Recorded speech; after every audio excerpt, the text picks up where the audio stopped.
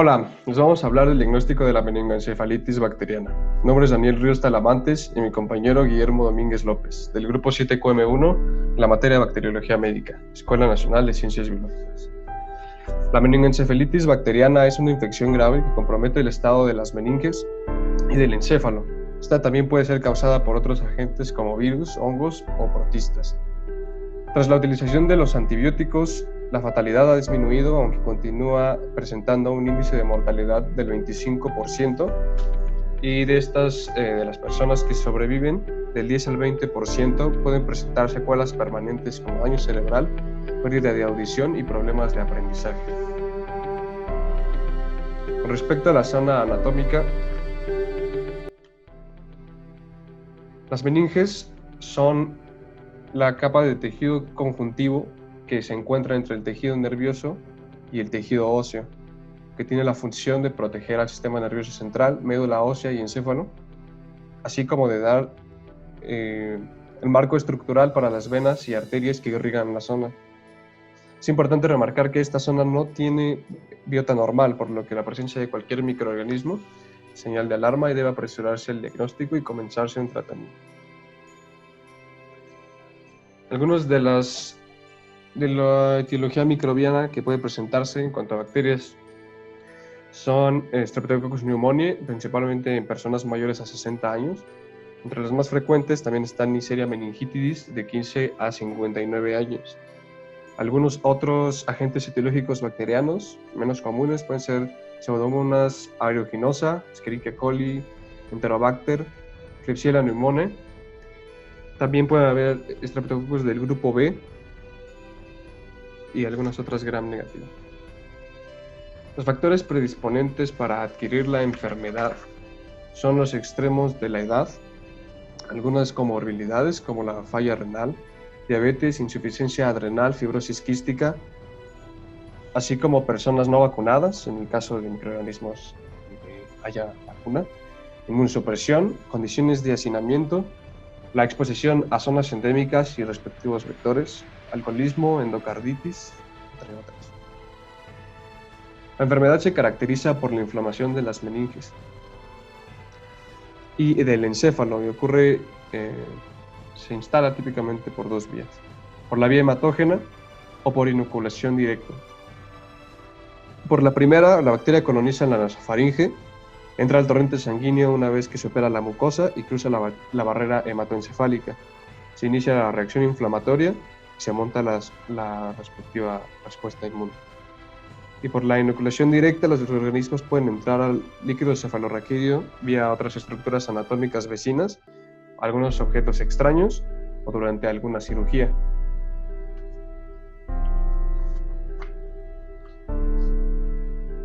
La sintomatología que presenta la enfermedad generalmente se habla de una triada clásica que es la fiebre, dolor de cuello y el estado mental alterado, aunque se presenta únicamente en el 41% de los casos y depende de la edad, por ejemplo. Algunos de los síntomas otros son cefalea, disnea, confusión, delirio, irritabilidad y vómito. El signo más relevante de la enfermedad en los pacientes es el incremento de la presión craneal, lo que lleva al estado mental alterado, convulsiones, fotofobia y, como ya habíamos hablado, a secuelas incluso permanentes en el 10 al 20% de los pacientes.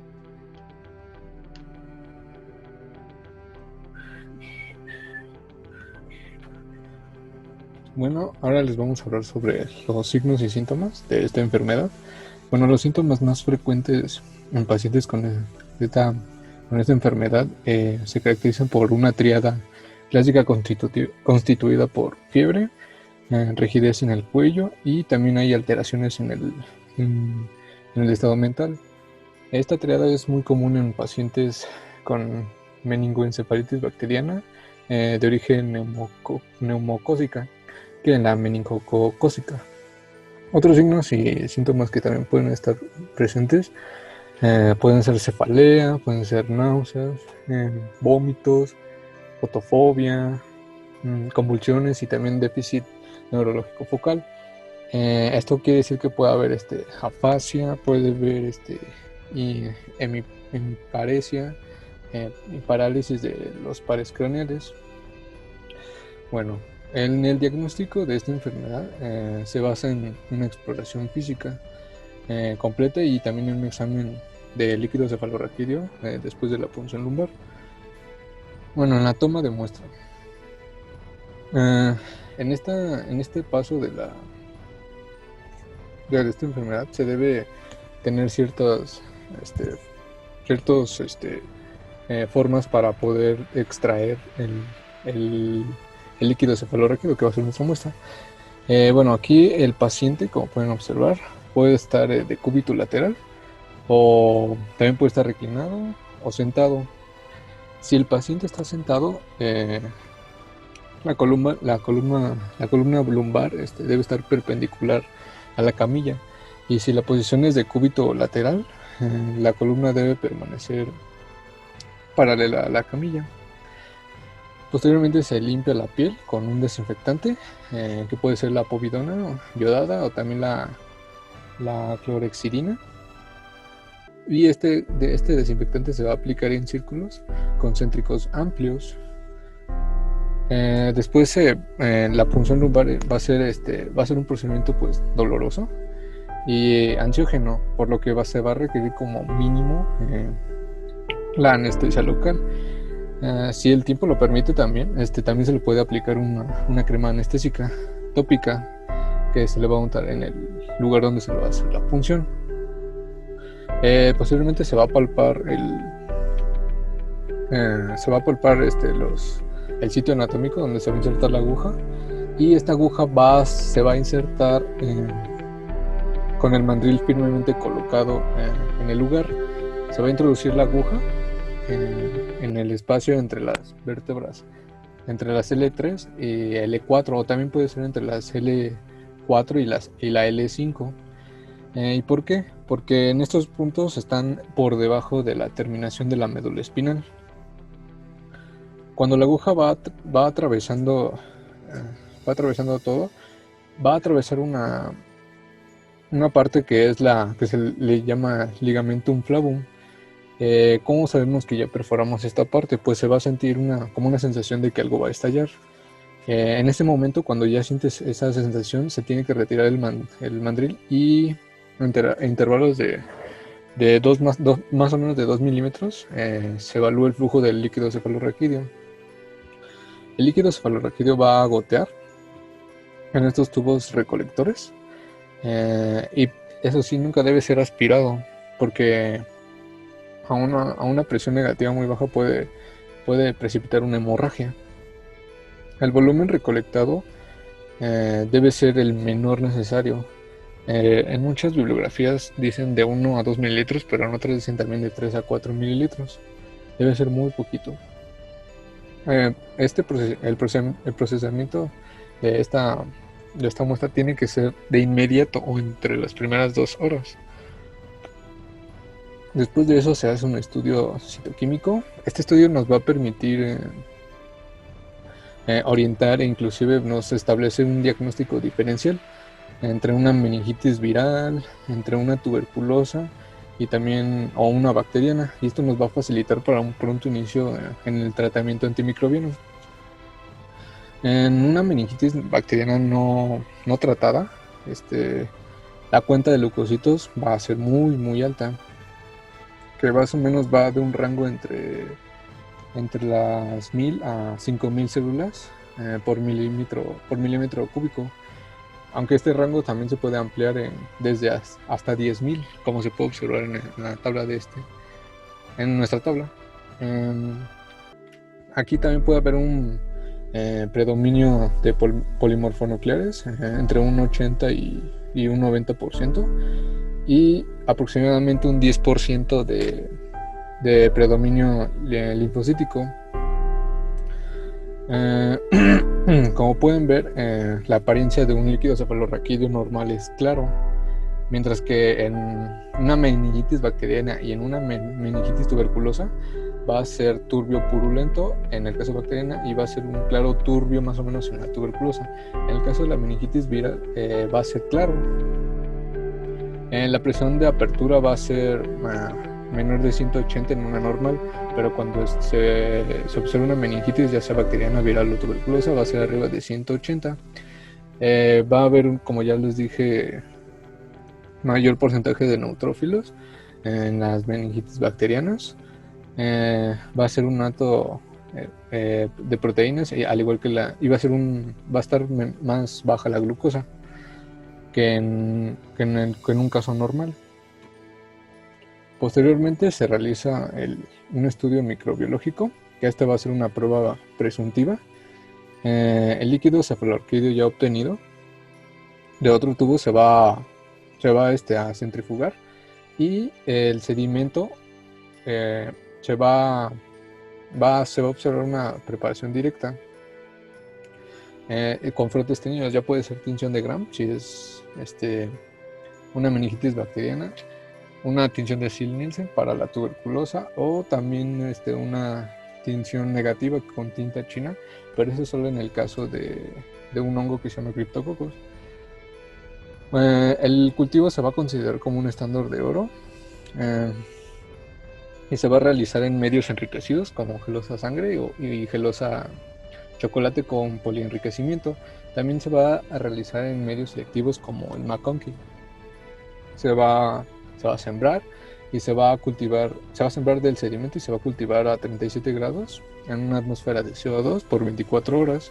Después de eso se van a ver unas colonias que pueden ser de diferentes microorganismos, como ya lo había mencionado mi compañero anteriormente, que pueden ser estos microorganismos.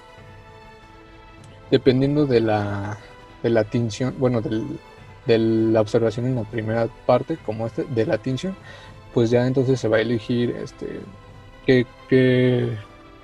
cómo se van a observar las colonias. Y ya dependiendo de eso se pueden realizar ya las siguientes pruebas, y también se tiene que realizar una tinción. En este caso, por ejemplo, les pusimos un ejemplo de Neisseria meningitidis. Se van a ver unos cocos gram negativos y se le realizan pruebas bioquímicas. Por ejemplo, se le realiza la prueba del superoxol, que no va a ser muy violenta y va a tardar un poco más. Es oxidasa positiva, y este microorganismo va a fermentar solo la glucosa y la maltosa. La sacarosa no la va a poder fermentar. En el antigrograma se debe realizar, aunque el tratamiento debe ser administrado de forma inmediata, y este solo va a confirmar o va a modificar posteriormente el tratamiento que ya se había dado. En el caso del tratamiento se utilizan diferentes antibióticos, como lo pueden ver en la tabla. El más utilizado es cefotaxima y ceftriaxona, y como pueden ver en esta tabla también se puede usar ampicilina, cefepime, ceftazidina, meropenem, rifampicina y vancomicina. Y como pueden ver, son dosis de 200 a 300 en ampicilina, y va a ser cada día, cada 6 horas. Como yo les había dicho, puede ser diferente el tiempo de duración del tratamiento de antibiótico, dependiendo si es por neumococo, por si es meningococo, o también puede ser por Streptococcus agalactiae o Listeria, o también por Bacillus gram negativos. Eso va a depender. O sea, no todos van a ser en el mismo tiempo. Existen prevenciones, 2 tipos de prevenciones que se manejan, que es la primaria y la secundaria. En la prevención primaria se recomienda la inmunización contra el meningococo y Haemophilus influenzae de tipo B en el personal de salud ante un brote de esta enfermedad. La inmunización primaria se recomienda contra también la infección por Neisseria meningitidis y Haemophilus influenzae de tipo B en todos los grupos de riesgo. En la prevención secundaria, hemos hablado, ya les platicamos sobre grupos de riesgo. En esta prevención secundaria, en los casos de meningitis meningococócica, se debe proporcionar una quimioprofilaxis a los contactos cercanos, independientemente de su estado de vacunación. También se recomienda un esquema quimioprofilaxis en los contactos cercanos a los pacientes que tengan meningitis meningocócica a base de rifampicina, más o menos a dosis de 600 miligramos cada 12 horas por 2 días, que esto van a ser 4 dosis. O también se puede utilizar ciprofloxacino de 500 miligramos, que es una dosis única, o también ceftriaxona de 250 miligramos a 1 gramo intramuscular o endovenoso dosis, y la endovenosis va a ser una dosis única. Y bueno, eso sería todo, y estas serían nuestras referencias bibliográficas.